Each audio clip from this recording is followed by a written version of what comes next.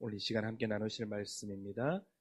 구약성경 열왕기상 18장 41절에서 46절까지의 말씀입니다. 구약성경 열왕기상 18장 41절에서 46절까지의 말씀입니다.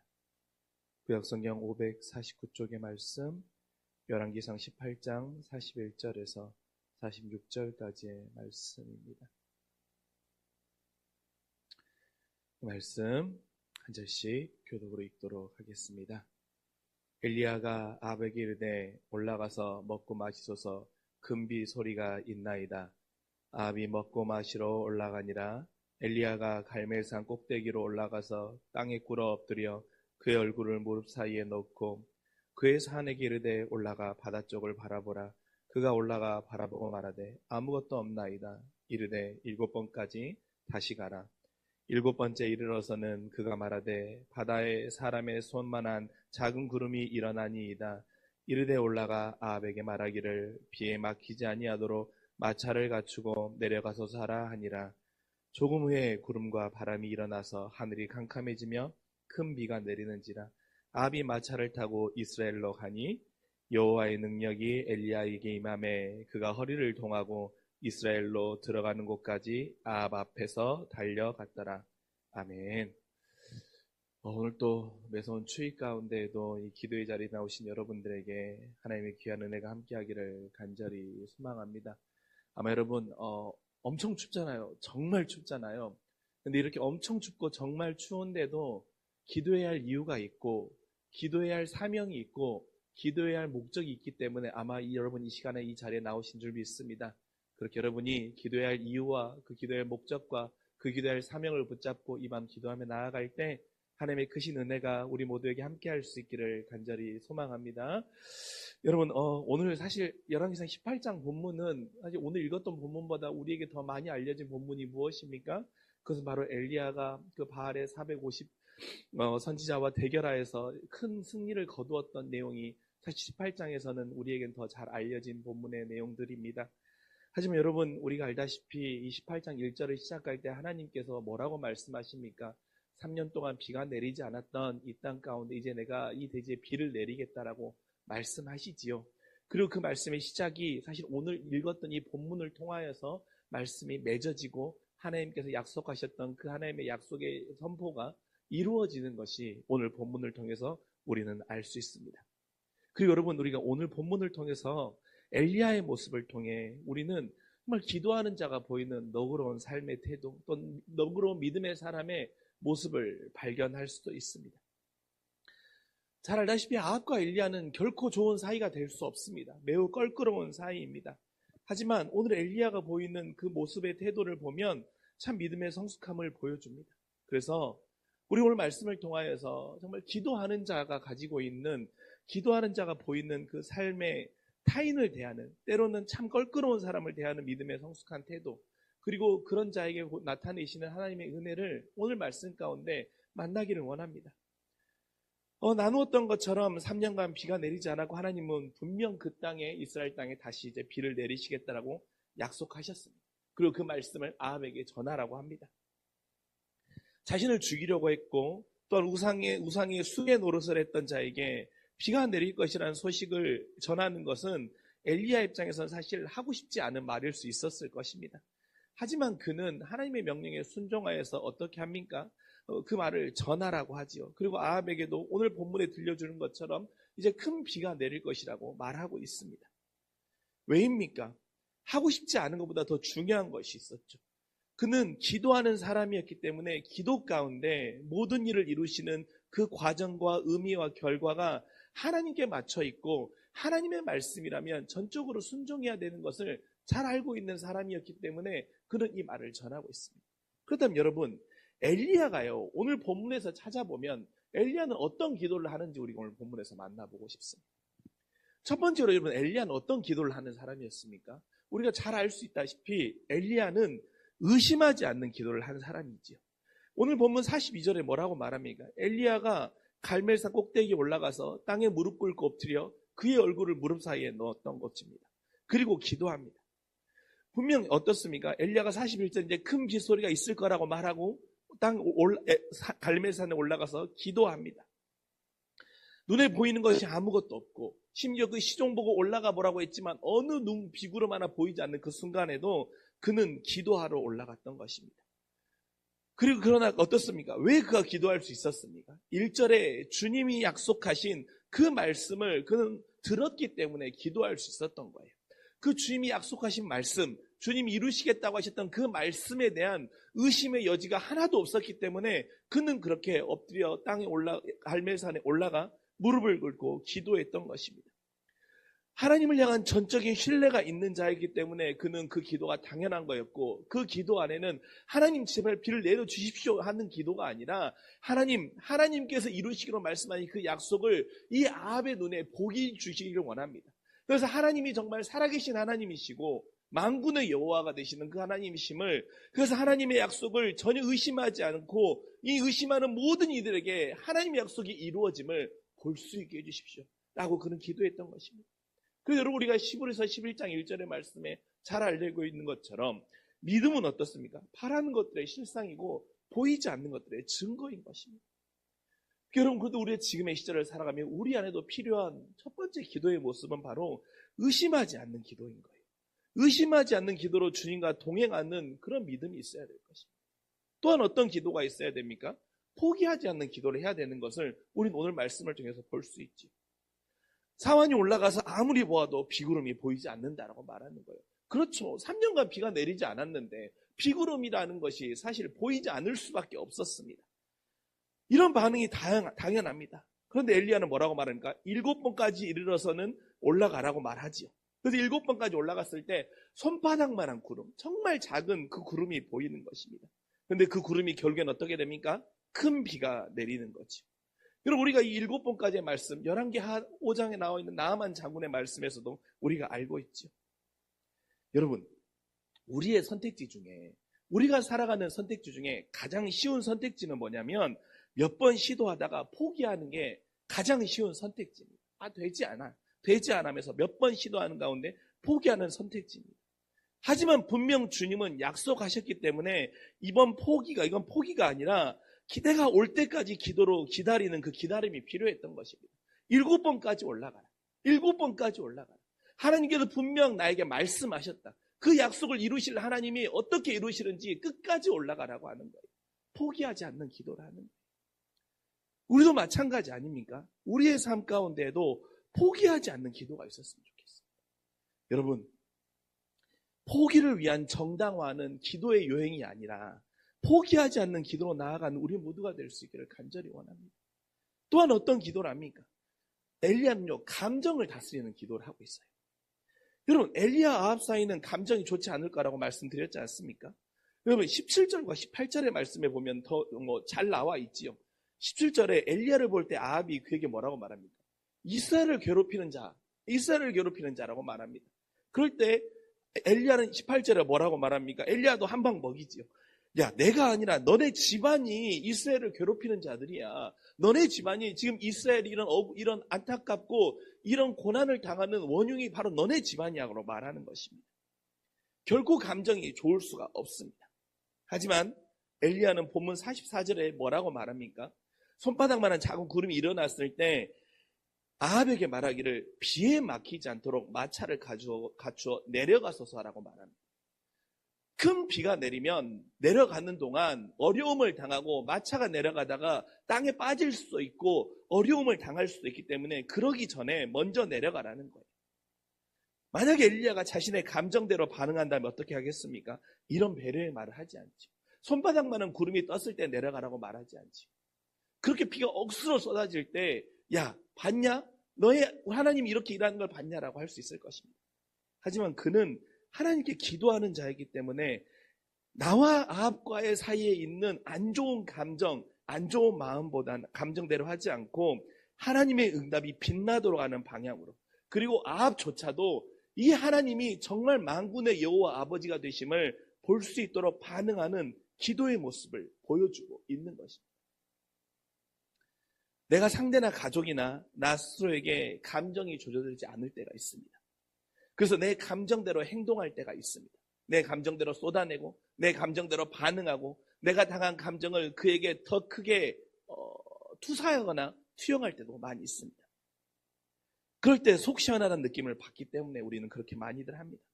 하지만 오늘 본문은 우리에게 엘리야의 모습을 통하여서 감정을 다스리는 기도가 하나님이 원하시는 방법이고 하나님이 원하시는 뜻임을 우리에게 들려주고 있습니다.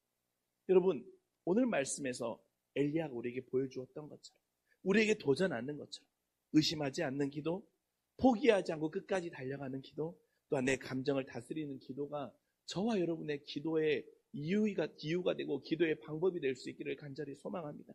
그럴 때 하나님께서 우리에게 역사하시는 큰 은혜가 있을 줄 믿습니다. 근데 여러분, 전 오늘 본문을 읽을 때요, 41절의 말씀이 좀 잘 받아들여지지 이해가 되지 않았습니다. 아합에게 이르되 올라가서 먹고 마시소서, 큰 빗소리가 있나이다라고 말하는 거예요. 큰 빗소리가 있나이다. 아무에게도 들리지 않는 큰 빗소리가 엘리야에게만 들리는 것입니다. 아무 징조도 없는 상황에서 정말 그 메마른 땅에서 엘리야의 귀에만 어떻게 그 큰 소리가 들릴 수 있었을까? 큰 빗소리가 어떻게 엘리야의 귀에만 들릴 수 있었을까 하는 궁금증이 생겼습니다. 근데 이 궁금증을 가지고 18장의 말씀을 다시 한번 몇 번 읽어볼 때 엘리야가 중요한 순간에 반복적인 의미로 사용하는 표현을 보게 되었습니다. 먼저 15절입니다. 15절에 엘리야는 이렇게 말합니다. 내가 섬기는 만군의 여호와라고 말해요. 그리고 또 뭐라고 말하냐면 나는 여호와의 이름을 부른다고 말합니다. 그리고 37절에는 주 여호와는 하나님이신 거라고 말하는 거예요. 즉 엘리야는 여호와를 섬기는 자, 여호와의 이름을 부르는 자, 여호와만이 만군의 하나님이 된 자임을 선포하는 자이기 때문에 그렇게 선포하는 자, 즉 무엇입니까? 여호와만을 섬기는 자에게, 그리고 여호와의 이름을 모든 상황 가운데 부르는 자에게, 그리고 여호와 오직 하나님만이 만군의 주 되심을 인정하는 자, 그리고 그 인정하면서 순종하며 나아가는 자, 그 이름 앞에 굴복하는 자에게는 모든 사람에게 들리지 않을 때 큰 빗소리가 들리는 은혜가 있음을 기억하는 우리 모두가 될 수 있기를 간절히 소망합니다. 지금의 시절이 여러분 어떻습니까? 어쩌면 이스라엘의 3년행 가뭄과 같은 그런 시절에도 과언이 아닐 것입니다. 정말 그런데 여러분, 그런 시절을 살아간 우리에게도 다른 사람의 귀에 들리지 않는 믿음의 큰 빗소리가 들릴 수 있는 그러한 놀라운 역사가, 하나님의 역사하심이 우리의 믿음의 귀에 들릴 수 있기를 간절히 소망합니다. 누구에게 들리는 것입니까? 오늘 말씀이 말씀해 주는 것처럼 여호와 이름을 섬기는 자에겐 그 소리가 들리는 것이고, 오직 모든 상황 가운데 여호와 이름을 부르는 자에게 그 소리가 들리는 것이며, 여호와만이 만군의 하나님임을 인정하는 자에게 그런 은혜의 소리가 들리는 것입니다. 들으면 확신할 수 있는 것이고, 들으면 포기하지 않는 기도를 할 수 있는 것이고, 들으면 그 손바닥 같은 구름이 큰 비가 내려서 온 이스라엘 대지를 적시는 것을 만날 수 있게 되는 것입니다. 여러분의 귀에는 큰 빗소리가 들리는 자입니까? 아니면 모든 사람들처럼 아무것도 들리지 않는 자입니까? 우리의 믿음이 들리지 않는 자의 믿음이라면 우리가, 나는 혹시 여호와를 섬기는 일에 어느 부분에서 소홀히 하고 있는가? 나는 모든 상황 가운데 여호와의 이름을 부르는 일에 나의 마음을 다하고 있는가? 나는 주 여호와만이 오직 하나님 되심을 인정하며 살아가는지 우리의 삶을 점검해보고 우리의 삶의 모습들을 체크해 볼 수 있는 우리 모두가 될 수 있기를 간절히 원합니다. 그런 엘리야가 아합을 향해 보이는 믿음의 태도가 있는데, 그것은 무엇이냐면 구원받는 대상에 대한 편견이 없다라는 것입니다. 구원의 대상에 대한 엘리야는 편견을 갖고 있잖아요. 엘리야가 아합에게나 이스라엘 백성들에게 갈멜산에서 보였던 놀라운 사건의 목적은 무엇입니까? 오늘 39절에 나와 있습니다. 무엇입니까? 모든 백성이 보고 엎드려 말하되 여호와 그는 하나님이시로다. 여호와 그는 하나님이시도라를 고백하게 하기 위함이었던 것입니다. 갈멜산에서 그 바알의 모든 그 450 악한 선지자들과 싸웠던 이유도 무엇이고, 이 땅에 비를 하나님의 그 말씀대로 선포해서 비가 내리도록 선포했던 그 이유는 무엇입니까? 하나님 되시고 그분이 하나님 되심을 고백하게 하도록 하기 위했던 것입니다. 여호와가 하나님됨을 고백함으로 인하여서 우상에게 마음을 빼앗겼던 자들이 돌이켜 다시 구원의 자리로 오기를 원했던 것이고, 그 구원의 자리로 오기를 원했던 대상이 이스라엘 백성뿐만 아니라 아합에게도 그 대상이 됨을 말씀을 통해서 들려주고 있는 것입니다. 여러분, 우리가요, 누군가를 구원의 대상으로 품으면 어떻게 됩니까? 누군가를 구원의 대상으로 내가 품으면 그에게는 사랑 외에 다른 것을 보일 이유가 없어지는 것입니다. 그를 구원의 대상으로 삼았기 때문에 그를 구원의 길로 인도해야 되기 때문에 그가 어떤 행동을 보이더라도, 어떤 반응을 보이더라도, 때론 어떤 말을 내게 하더라도 그에게 나는 사랑 외에 다른 것을 보일 이유가 없는 것입니다. 오늘 엘리야가 비가 내리기 전에 마차를 갖춰 내려가라고 말하는 거죠. 그렇게 여러분, 엘리야처럼 기도하는 사람, 또한 엘리야처럼 다른 이들이 큰 빗소리를 듣지 못할 때 여호와를 섬기는 자에서 그 빗소리를 듣는 자는 마음 가운데 오직 하나님이 원하시는 일에 집중합니다. 그 하나님이 원하시는 일은 무엇입니까? 모든 사람이 구원받기를 원하며 그 구원의 대상에 대해 결코 편견을 갖지 않는 것이 오늘 엘리야가 우리에게 보여주고 있는 믿음의 태도인 것입니다. 그렇게 여러분, 우리도 모든 이가 구원받아야 하는 대상으로 우리가 만나는 모든 사람들을 만날 수 있기를 간절히 원합니다. 모든 이를 구원받아야 할 대상으로 만나면 어떻습니까? 우리는 사랑 외에 그들에게 보일 다른 이유가 없는 것입니다. 사랑 외에 그들에게 보일 다른 것이 없는 것입니다. 사랑 말고는 그들에게 줄 것이 없는 것입니다. 여러분, 우리가 올 한 해 전도해야 할 대상이 있을 것입니다. 다시 하나님의 예배자로 회복해야 할 대상들이 있을 것입니다. 그렇다면 여러분, 우리가 오늘 엘리야가 아합에게 보였던 것처럼 사랑 외에는, 넉넉함 외에는 다른 것이 보일 수 없음을 기억하며 우리도 엘리야와 같은 그런 믿음의 넉넉함과 사랑을 보일 수 있는 저와 여러분이 될 수 있기를 간절히 소망합니다. 마지막으로 엘리야가요, 이렇게 했을 때 누리는 은혜가 있지. 무엇입니까? 여호와의 능력이 46절에 엘리야에게 임했다라고 말씀하시죠. 그렇기 때문에 여호와의 능력이 엘리야에게 임합니다. 근데 여러분, 여호와의 능력이 임했을 때 그에게 놀라운 일이 일어났는데 무엇입니까? 그것은 세상 앞에 결코 뒤처지지 않는다. 오늘 46절 말씀입니다. 여호와의 능력이 엘리야에게 임하니까 어떻습니까? 그가 허리를 동이고 이스라엘에 들어가는 곳까지 아합 앞에서 달려갔다라고 말하고 있습니다. 아합이 먼저 내려갔잖아요. 그런데 어떻습니까? 여호와의 능력이 임하니까 그가 허리를 동이고 이스라엘로 돌아가는 그 시간까지 아합 앞서서 달려가는 거예요. 아합 앞에서 달려갈 수 있었던 거예요. 마차를 타던 아합보다 더 빠르고 더 빠른 모습으로 나아갈 수 있었던 것입니다. 여러분, 아합은 어떤 사람입니까? 세상의 권력, 세상의 힘, 우상을 대표하는 사람이 바로 아합입니다. 그리고 아합은 그 세상의 권력, 우상의 힘, 세상의 힘을 의지했던 것이 바로 아합입니다. 그런데 엘리야는 누구입니까? 하나님의 능력을 의지했던 자, 만군의 여호와를 섬겼던 자, 여호와의 이름을 불렀던 자였던 것입니다. 즉 여호와의 능력을 의지하며 달려갔던 그가 결국 세상을 의지했던 아합보다 더 앞서서 달려갈 수 있었던 것입니다. 여러분, 시편 18편 29절의 말씀, 내가 주를 의지하고 적군을 향해 달리며 내 하나님을 의지하고 성벽을 뛰어넘나이다라고 우리에게 도전합니다. 주를 의지하면 내 하나님을 의지하여서 성벽을 뛰어넘게 되는 것입니다. 아합보다 세상에 뒤처지지 아니하고 자신의 능력, 세상에 앞서서 나아갈 수 있는 삶을 살도록 하나님이 우리에게 은혜를 허락해 주는 것입니다. 아합의 뒤에 졸졸 쫓아다니면서 세상을 의지하고 우상을 의지하고 요행을 바라고 세상의 방법을 쫓아가다가 길을 헤매는 자가 되는 것이 아니라 그 길을 헤매는 자 앞서서 그를 이끌어갈 수 있는, 결코 세상에 뒤처지지 않는 자의 삶을 살도록 하나님이 여호와의 능력이 임하여서 우리를 이끌어 가신다고 주님은 우리에게 약속하고 계시는 것입니다. 여호와의 능력이 임하면, 여호와의 이름을 부르짖으면, 여호와 앞에 기도하며 나아가면 결코 우리는 세상을 뒤처지는 자가 아니라 하나님이 세상 앞서 나아가는 믿음의 능력을 저와 여러분에게 오늘 이 밤도 약속해 주시는 것입니다. 어려운 시절을 살아가고 있습니다. 참 많은 것들이 혼란스러운 시절을 살아가고 있습니다. 그러나 여러분, 그 시절에 여러분은 결코 세상에 뒤처지는 자가 아니라 세상에 앞서가는 자가 믿음으로 살아가게 될 것입니다. 오늘 엘리야의 모습대로 우리가 따라가고 엘리야가 우리에게 믿음의 도전이 될 때 우리 안에 그런 능력이 임할 것입니다. 그렇게 여러분, 누구를 의지하며 살아가시겠습니까? 무엇을 바라보며 살아가시겠습니까? 우리도 오늘 엘리야처럼 여호와의 능력이 임하는 은혜로 말미암아 아합과 같은 세상을 앞서서 인도해가는 믿음의 승리자가, 저와 여러분 모두가 될 수 있기를 주님의 이름으로 간절히 축원합니다. 기도하겠습니다. 하나님, 오늘 귀한 엘리야를 통하여서 우리가 어떤 기도를 해야 되는지 우리에게 기도의 도전의 방법을 알려주시니 너무나도 고맙고 감사합니다.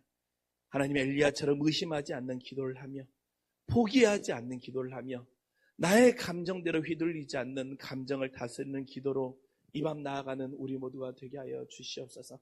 하나님, 엘리야에게만 들렸던 그 큰 빗소리가 우리에게도 들리기를 간절히 원합니다.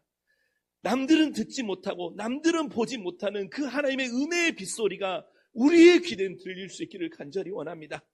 여호와를 섬기는 자에게, 여호와의 이름을 부르는 자에게, 여호와만이 만군의 하나님임을 선포하며 그 삶을 사는 자에게 여호와의 큰 빗소리가 들리고 그 은혜의 능력이 임하였던 것처럼 하나님, 우리에게도 그 큰 빗소리를 들을 수 있는 믿음의 귀가 열리는 믿음의 도전들이 있게 하여 주시옵소서.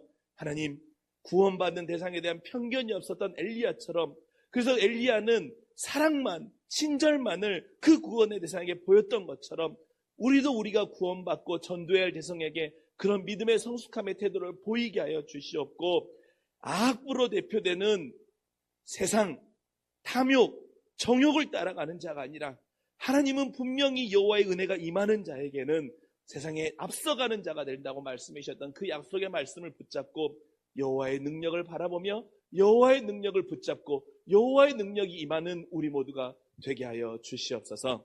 감사드리며 우리를 사랑하시는 우리 구주 예수 그리스도의 이름으로 간절히 기도합니다. 아멘.